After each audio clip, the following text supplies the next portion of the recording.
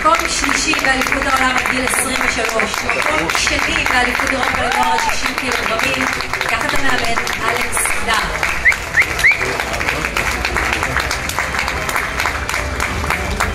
עוד באותו ענף, רוח השם גורדון, מקום ראשון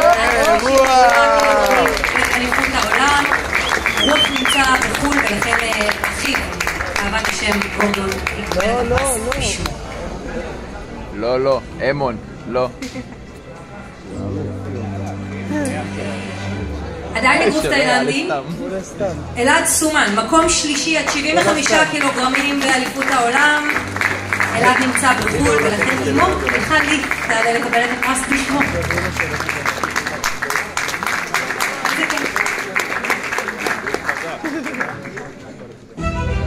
הם לא סתם בחו"ל, הם מתאמנים בתאילנד, מעדכנים אותי.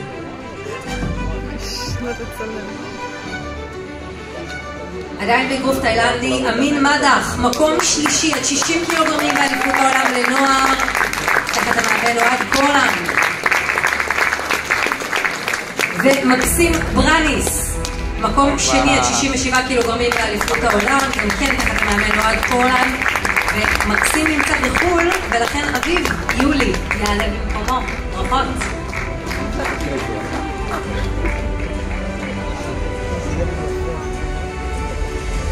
מענף הביליארד, עדן שרב ושחר רוברג, מקום שני בקטגוריית סנוקר זוגות באליפות אירופה.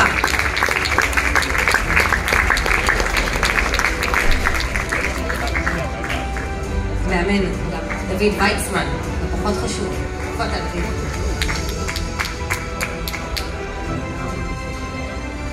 חיוך יפה למצלמה.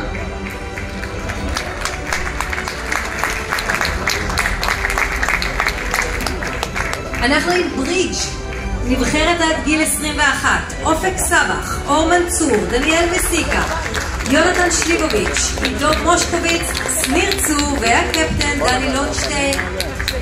הנבחרת הזו הגיעה למקום השלישי באליפות העולם תחת המאמן אלדד גינוסר. תנו להם הרבה מחיאות כפיים.